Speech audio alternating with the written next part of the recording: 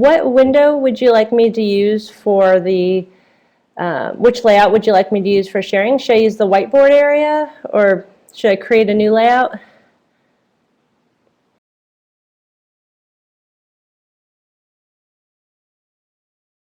The whiteboard area there is fine as long as it fits within the frame where you see the two video feeds right now, because that's what's I got taping on recording on another computer. As long as it fits in that size in those two frames, that's good. Okay. I'll use the collaboration layout. Actually, maybe I will use. Let's see. And are you trying to record the camera and the voice the whole time? I mean, obviously, you want to record the sound, but if I switch to a layout where the camera isn't the main one, is that all right with you? Yeah, it'll record. Yeah, it records any sound and records whatever is in that box I've already created, which is based off of where these two video feeds are right now. Okay. Okay, I will go to the collaboration box and I will probably make it a little smaller, and then I'm gonna run over and see what it looks like real quick. okay, and then I'm gonna start sharing.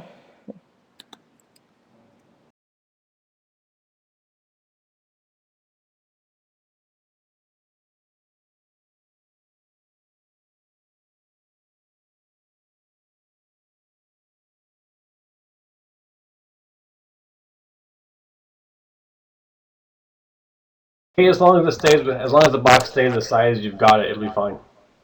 Okay. And I'm trying to share my Safari application, and let's see how that goes.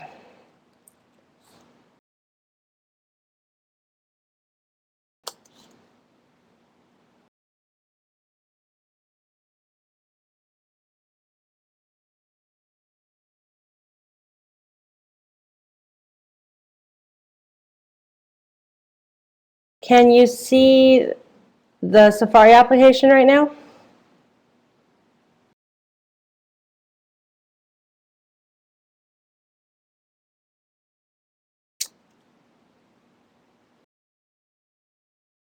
I just saw Todd the Moon. You just said yep. I don't know if you just said that, but if there's any other feedback that you could see a moment ago, you could see the Safari window. Okay, great. I will switch back to that when the time comes.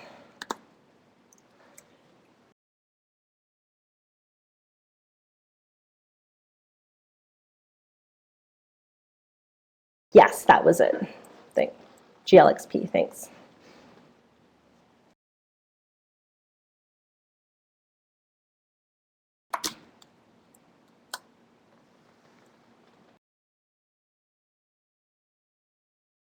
Okay, because I can hear you just fine on the other computer, I'm gonna mute my speakers and I turn the other one way up. Okay. Okay. Sounds good.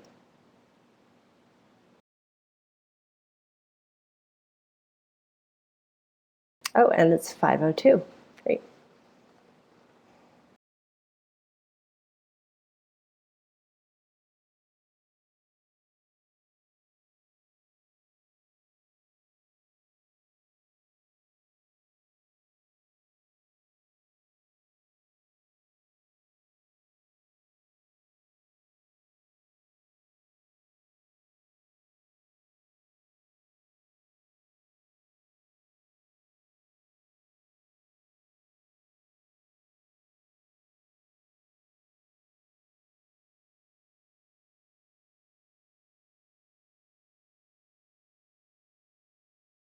Okay, well, hopefully that'll work.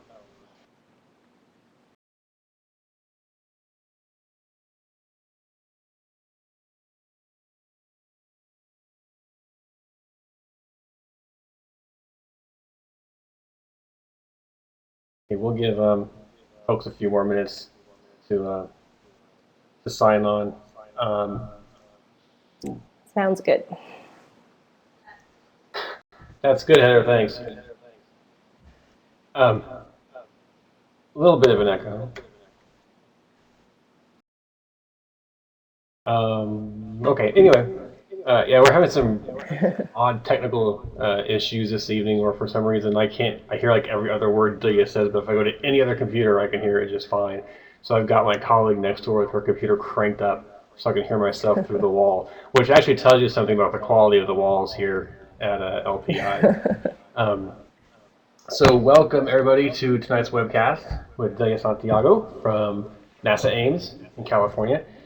This should be a really cool presentation. She's going to talk about MoonZoo, which is a citizen scientist program similar to was it Zooniverse? I think is what it's called.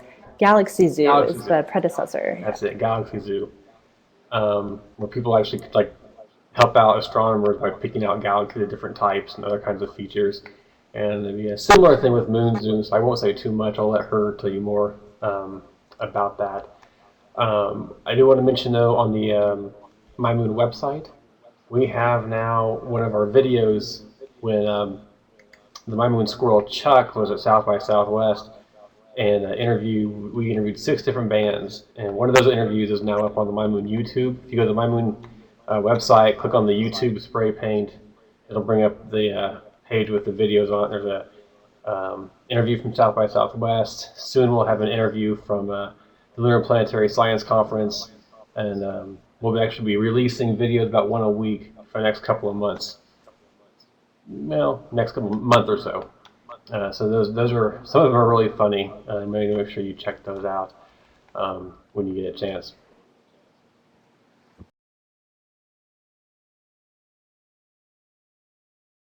Okay. Well, let's just go ahead and get started. I think we'll just let people come on as they do, but we might as well get started. So again, everybody, tonight we have Delia Santiago from NASA Ames, and she is going to talk to us about MyMoon. So it's all Thanks. yours, Delia. Great, thanks for the introduction, Andy. I'm happy to be here. And I'm situated at NASA Ames Research Center, which is in the Silicon Valley in Northern California. And specifically, I work at the NASA Lunar Science Institute, which is a virtual institute. So we have our central office here at Ames, but we support 7 funded teams across the United States. And we also have currently 5 international partners. And the idea is that we have researchers all over the country and the world, but they all work together as one institute. And within the NASA Lunar Science Institute, I do a couple of things, including international partnerships, but one of the reason I'm here today is citizen science. I don't know how many of you have heard of the concept of citizen science, but that's the idea that people who are not necessarily trained as professional scientists can contribute to science in a meaningful way. There are a lot of examples of this. There have been, the Audubon Society has done bird counts having people go outside and count birds at certain times of the year. There are instances where the globe at night, where people assess how dark the sky looks in the area that they live in. And so these are all examples of people who might not be trained as scientists collecting or analyzing data that scientists can put to use in a meaningful way. So a few years ago, as Andy hinted at before, there was a project that was started called Galaxy Zoo. And what was really cool about this project, it was started by a couple of grad students in England who were analyzing images, trying to look at how galaxy shapes and sizes were. And they had a lot of data. And this was getting to the point where it was so much data that at some point they knew no one person can do this. I mean, grad students might work a lot, but they are human and they can't analyze, millions of images. So one of them had the idea, hey, what if we make this a simplified task? We make it very accessible and we make it very specific, make a very specific question. We put these images online. And pretty soon they put this online, and they didn't think many people were going to be interested. They thought, oh, maybe some astronomy geek out there who thinks this is fun would be interested. But what they found was their computers crashed because so many people were interested in analyzing data and really helping make science happen. And so that was a few years ago, and one of the great things that's happened is there have been real scientific publications, peer-reviewed publications that have resulted from the data that was analyzed by people. And some of those have included science discoveries that were not part of the original study. So these were things that people were looking at the pictures and they might have noticed, hey, this looks, this particular image looks a little odd. What is this? And the people who had organized the task said, that's not really what we're looking for. We're looking for this other task.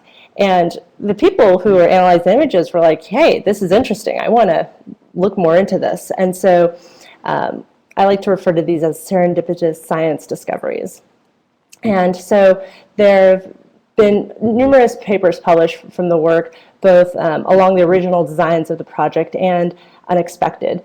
And so it's been a huge success. Hundreds of thousands of people have been involved. Lots of images have been analyzed, and it's been a fantastic success. And I saw the last chat. I'm going to give you a little preview of MoonZoo, but the last chat item says the word Zooniverse. So the people behind Galaxy Zoo realized, hey, this is a good concept that could be brought into other scientific questions. And so they've created the Zooniverse, which is kind of a parental organization. And does anyone have any guesses about what zoo means in the context of Galaxy Zoo? You can type it, or I don't know, I guess probably typing it. But so zoo, the idea of a zoo is it's a lot of things that aren't necessarily, or that you classify and that you categorize. And so the zoo, what belongs in the zoo are animals in real life, but images. So you have a zoo of galaxies. The galaxies are the specimens of the zoo, of the Galaxy Zoo. So Galaxy Zoo it holds a bunch of galaxies. And so the idea of a Zooniverse is to have lots of clusters of different types of information where each cluster, each zoo holds different pockets of different specimens of data.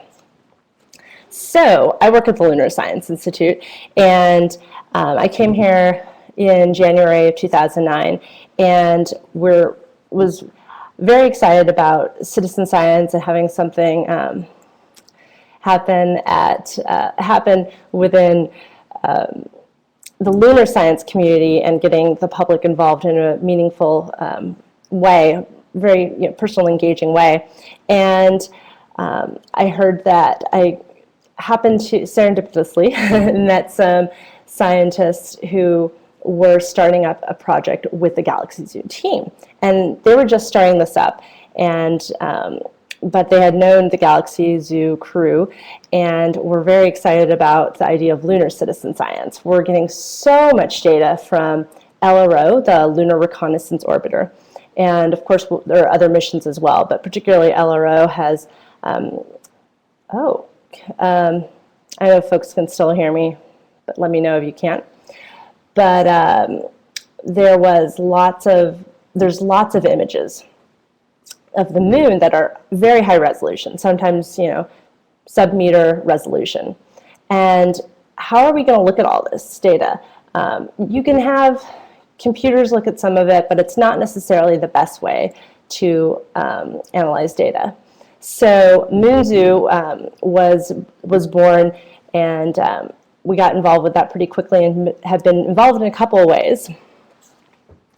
So just to take a step back from the Zooniverse in general, because I mentioned at the beginning there are a lot of citizen science projects.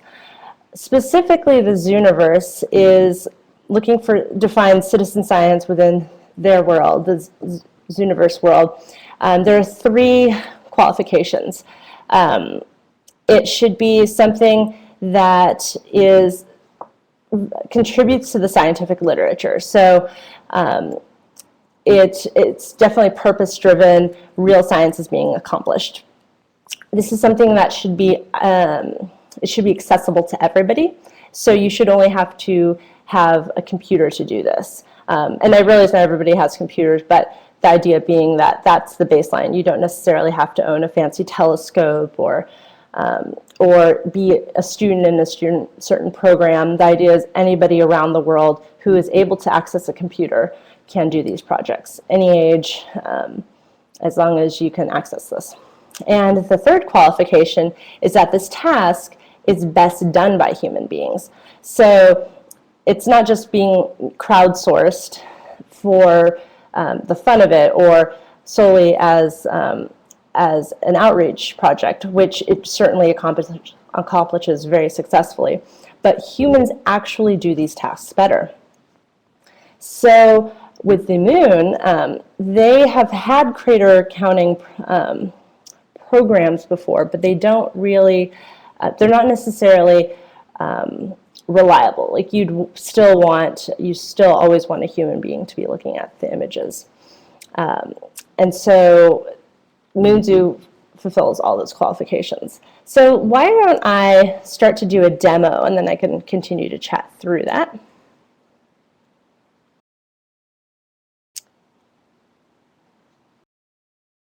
So I'm going to switch views real quick for folks.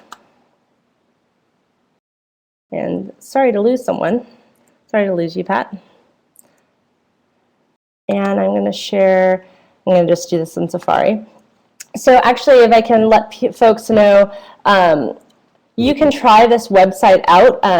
It's not going to, this is a beta version, so it's not the data being analyzed here. It's not the final data. And we are going to do a formal big release we're targeting May at this point. So while you're welcome to use this and we encourage you to try it out yourself, we ask that you don't share this web link in a broader sense or blogging, just because we are still testing it and it's not what the final product is going to be like. So Andy, can you verbally tell me if you can see the website? I know you might have to walk out of the room or whatnot, but. No, I can see it. Okay, great. When I share the application, I lose sight of the video.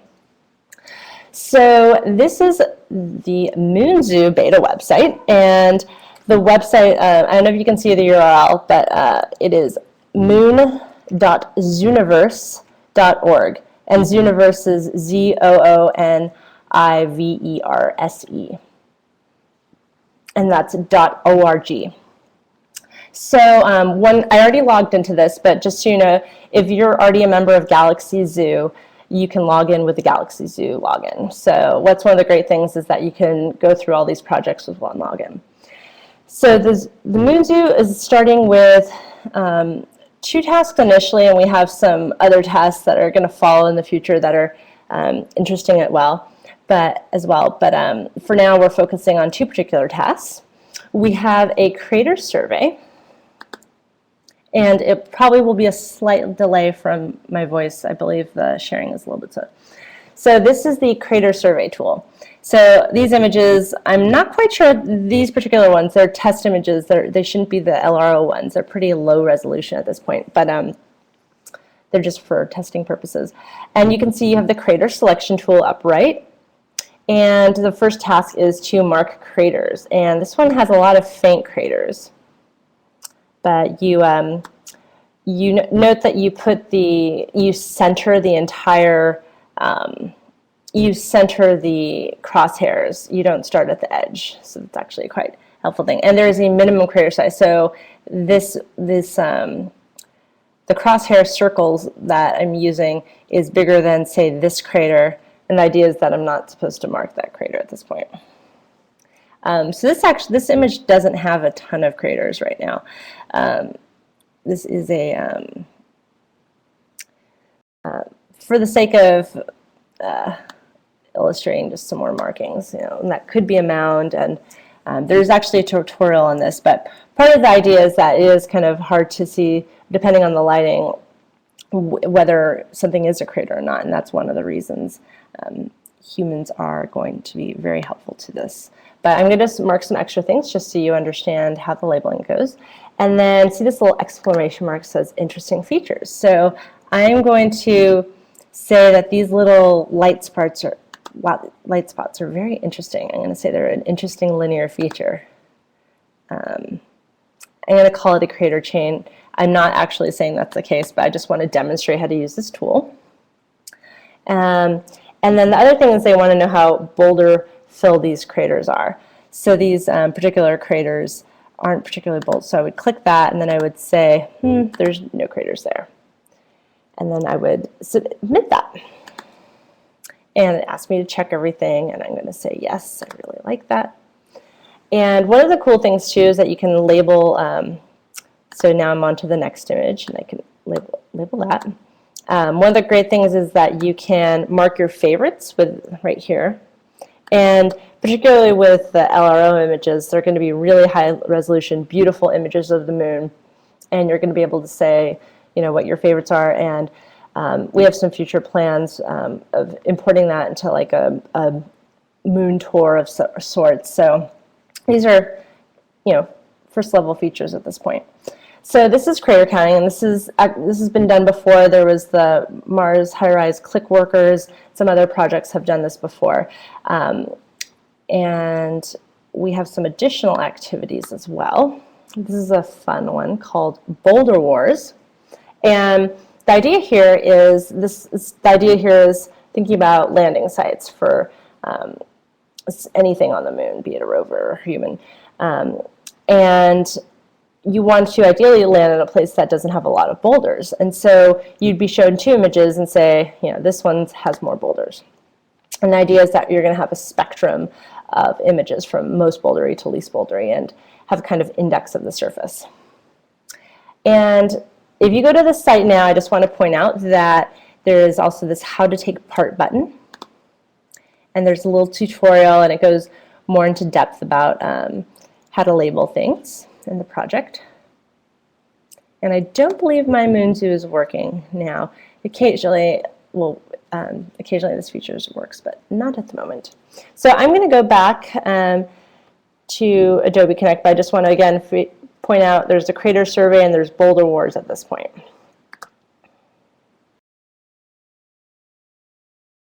Thank you, Katie. I just realized who Katie J is. Katie J, she is at LPI.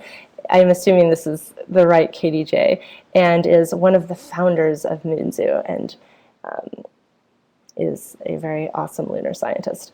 Okay, so I'm going to go back to the sharing so we can go full screen, or the discussion actually, so I can see the chat. So in review, MoonZoo, you can participate right now with the beta testing. It's going to hopefully go live in the next few months. But the idea is that all this data that is collected is going to be looked at by real lunar scientists. We've engaged a fantastic community of scientists that are looking at the best way to make use of this data. Actually, want to make an important note. Any one image will be analyzed by several people. So the idea is that you have multiple people analyzing the same piece of data. And that's better than a computer, because typically for a computer, it's going to analyze one image the same way all the time. But with MoonZoo, you have independent classifications of a certain piece of data, which is one of the advantages of using human beings. But in the end, we're going to have basically databases full of coordinates and measurements, databases of full of information of craters, crater counting, where and how big the craters are and if they're oblique or not. We'll have a database full of how bouldery the images are. And we have a couple of activities in the pipeline for later on, such as image comparison and such. But this is our first level, and like I said, we have a fantastic team of scientists. Lunar Science Institute, in particular, where I work, we've been involved with connecting the MoonZoo project with a broader community of scientists. And once we start collecting data, really evangelizing that data and digging into it and seeing how people can use it. One of the questions that people are already talking about is using that data and comparing it to how computers analyze these images, which is extremely useful to understand how machines learn and such. And we're also involved with some of the education outreach components of the MoonZoo project. So the baseline is that people are analyzing images, but there's also going to be forums. There is where people can discuss all of these things. There are going to be side tools and resources, so people who go there just to count craters can also learn more about the zoo and then look at other lunar data available and do their own side projects. So those are other things that we're involved with. So I have chatted for a few minutes now, so I will turn it over to questions, and thanks for listening to me. Great. Thank you, Delia. All right, so we can do this one of a couple of ways. If you have a mic and you got it hooked up and you want to ask your question that way, that's great. You can just press the talk button in the lower left corner. That will activate your mic. Or you can just type your question in that box and ask questions here in the lower right. And then we'll just pass them on to Delia from there.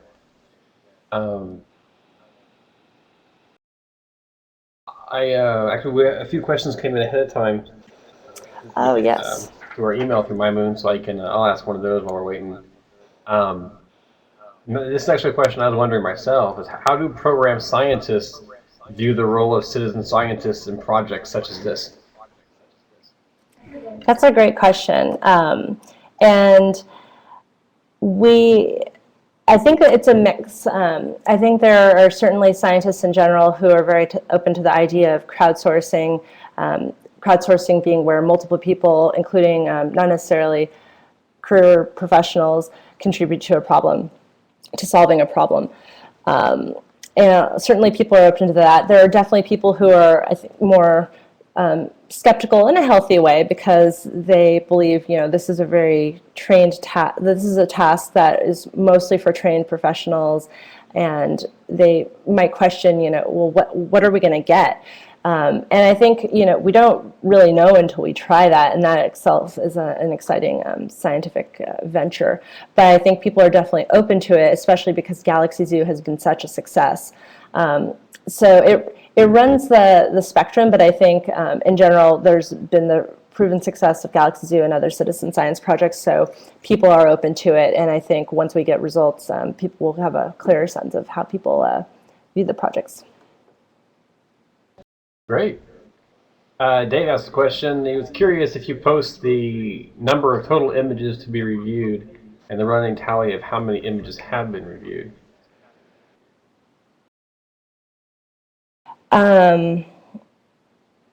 Post the number of total images. That has not. So it's going to be portion by portion, because the images are. So the images for this first round of MoonZoo are from the Lunar Reconnaissance Orbiter. Those images have been released to the PDS, which is the Planetary Data System. So you might see a few images through the news or on some of the websites that are released, but the full official image with all the metadata, which includes coordinates, etc., is released through the Planetary Data System, which was the first release of LRO data was done last month. So not all the images will be coming in at once, is the first part. So it will be piecemeal. I don't have the specific number. I think if Katie is online, she has done some of the math, for how many total images there are going to be there. So yeah, so I don't know if you wanted to, she's typing, which is fantastic. I don't know if the sound is working now, folks. Okay, so for the launch, we're looking at 100 and, okay, those were the bigger, which are cut up into mini pictures.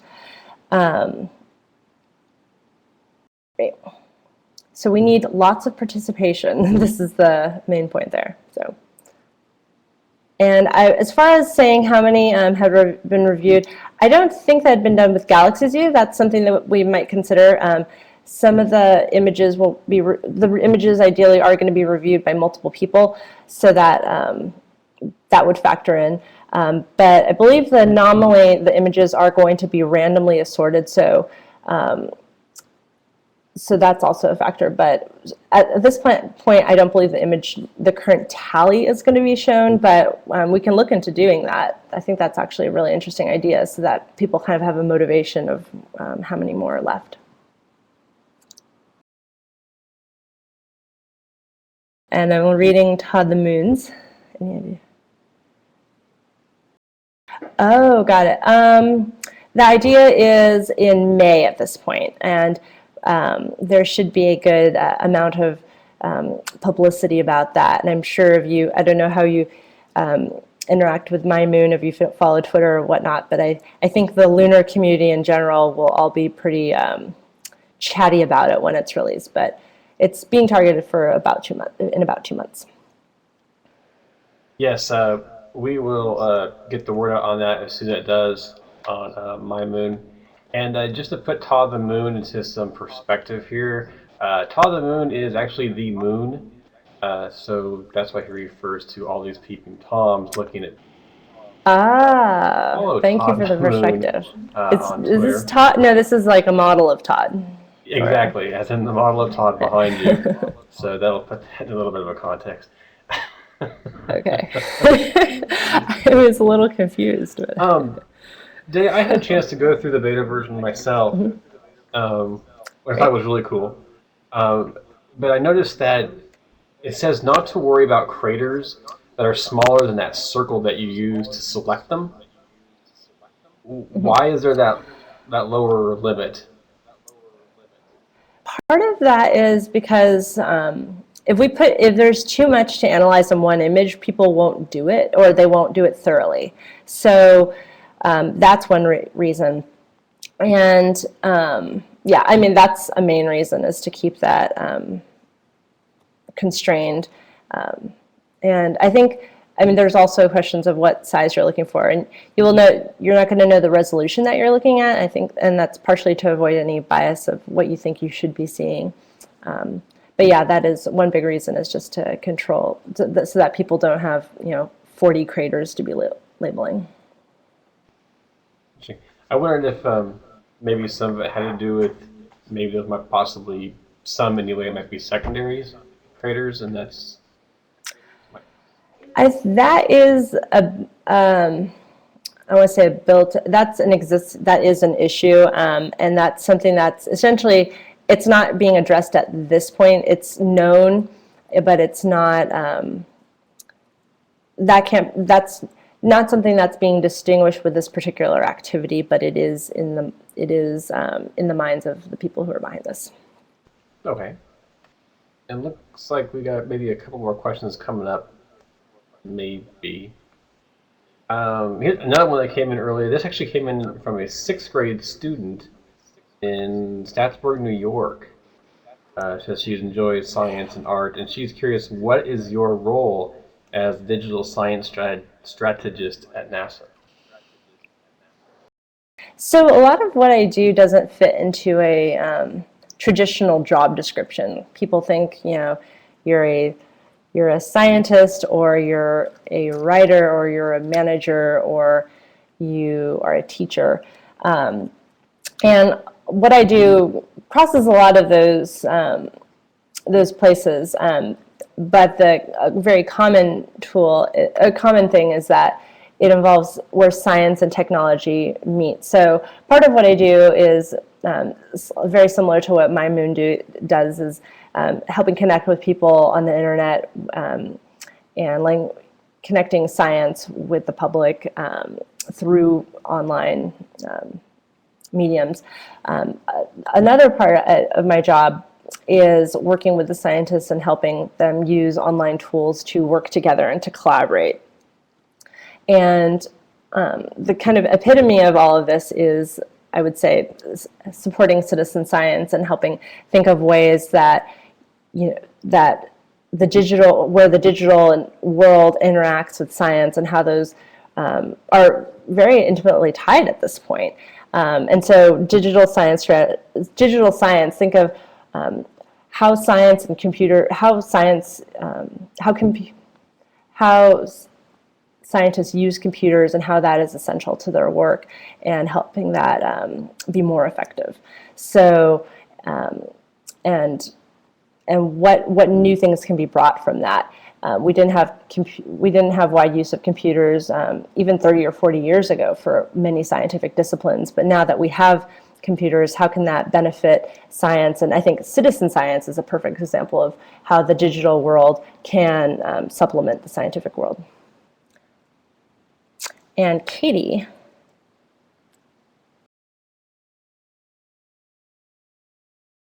How do you get to the MoonZoo forum from the MoonZoo homepage? That's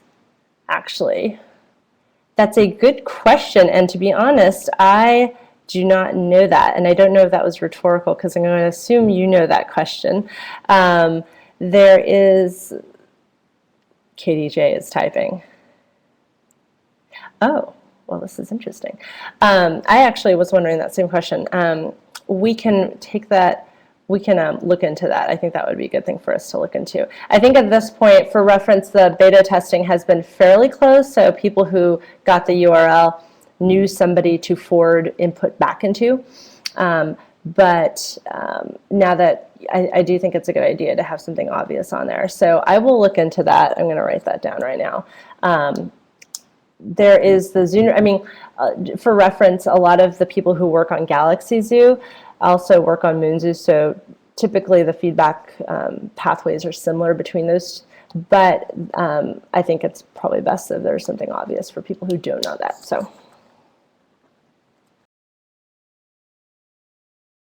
Okay. And then Dave, hi, what is the smallest crater size capable of being detected? So LRO is at least, you can at least see meter size resolution. So I want to say they have half meter, but I would not, I think that's something you could probably look up online because I don't want to incorrectly say that, but I know it's sub-meter resolution. And craters on the moon can go smaller than a meter because there's no atmosphere to break up the impactors. So you can have very tiny craters on the moon.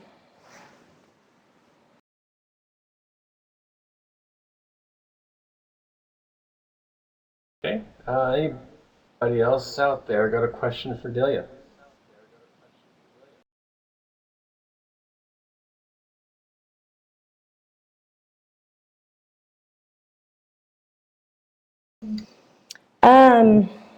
So there aren't a ton of areas that are being, particularly with LRO, that are being photographed multiple times just because of data real estate reasons.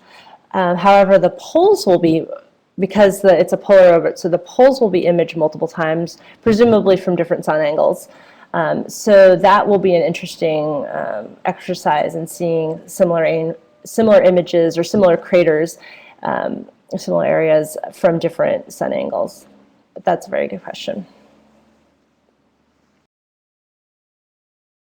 Because you can probably see, maybe you saw from those images, but the sunlight angle has a big impact on what a crater looks like.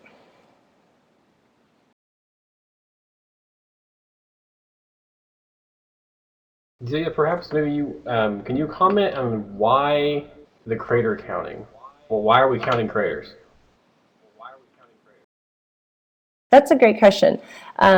Craters, so through time, craters are represent what's hitting the moon. And what's hitting the moon is representative of what's in space, particularly around the Earth region as well. And that population of impactors or bodies that are impacting the moon, which are also possibly interacting with Earth in some way, those have changed, that population has changed over time. And when I say population of impactors being something that hits the moon, I mean how many items and also what size those are. So when we look at craters, on the moon, we can see, we can guess how big what hit it was. And depending on the region, you can see what, you can think about, well, there's a couple of things. When you look at the moon, you can see how there are very different regions. There's dark regions and light regions, and some that look more blotchy than others. And the idea is that they represent different geographical units. So certain areas that look more alike might have a more similar geologic history.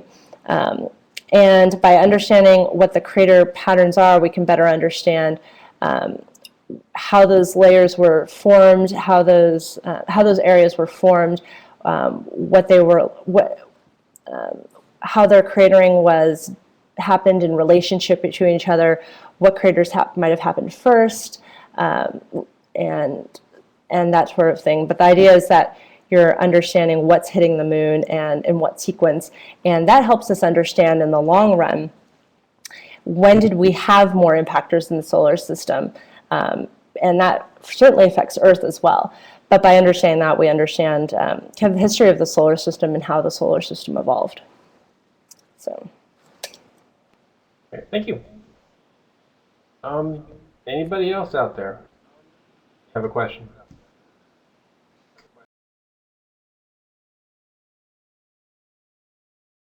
And I don't know if I said this, but you can understand relative ages of the lunar surfaces relative to one another by counting the craters. So you could see if one place has a bunch of smaller craters versus a lot of bigger ones, that tells you something about which area might be older or younger.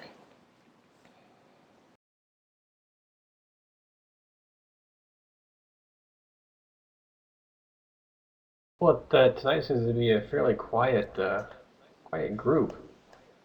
Or maybe you just did a great job. They have no questions to ask.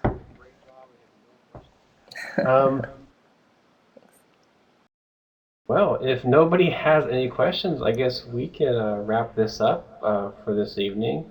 So thank you, everybody who came and joined us tonight, and thank you, Delia, for sharing with us. And Hey, I know you for didn't give a me. specific date, I don't think, but Thanks for the I do great believe you questions. mentioned it would be the next couple of weeks that it'll be released.